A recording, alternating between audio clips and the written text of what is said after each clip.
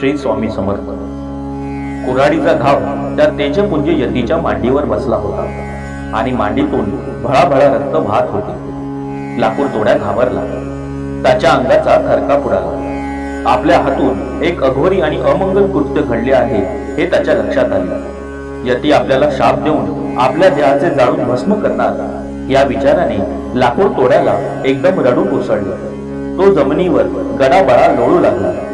रात्रीचा घनगर्द काळोख संपून पहाट उमलून यावी तशी श्री नृसिंह सरस्वतींची अनेक शतकांची जी गाढ समाधी लागली होती त्या ब्रह्मानंदी समाधीतून स्वामी हळूहळू बाहेर येऊ लागले। त्यांनी आपली समाधी जणू विसर्जित केली। आपले कोमल नयन शांतपणे उघडले। समोर एक लाकूड तोड्या दुःखावेगाने गडाबडा लोळत असलेला स्वामींनी पाहिला। स्वामींनी लाकूड तोड्याकडे पाहत मंद स्मित केले। त्या मंद स्मितांमध्ये ब्रह्मशांती दाटली होती। लाकूड तोड्या धावत पुढे आला आणि त्याने स्वामींचे चरण घट्ट धरले। आपण भगवंताचे चरण घट्ट धरल्याची जाणीव त्या क्षणी लाकूड तोड्याला झाली। तो स्वामींची वारंवार क्षमा मागू लागला। प्रत्यक्ष भगवंताच्या मांडीवर आपल्या कुऱ्हाडीचा घाव बसला आहे या तीव्र जाणीवेने त्याचे मन व्याकुळ झाले होते। तो वारंवार म्हणू लागला, म्हणे मी बहु अन्यायी परी घातले आपुल्या पायी, क्षमा करोनी लवलाई अभय द्यावे मज दिना।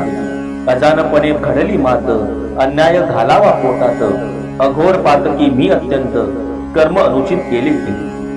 पायाशी लोळत घेणाऱ्या लाकूड तोड्यात स्वामींनी मोठ्या प्रेमाने उठवले। स्वामींचा स्पर्श होताच लाकूड तोड्याच्या सर्वांगातून वीज सळसळत गेली। लाकूड तोड्याला स्वामींनी अभय दिले व म्हणाले, तू काही माझ्यावर अन्याय केला नाही।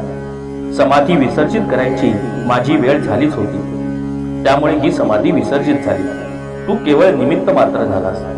तुझे परम कल्याण होईल। तुला आता केवळ सुखच प्राप्त होईल।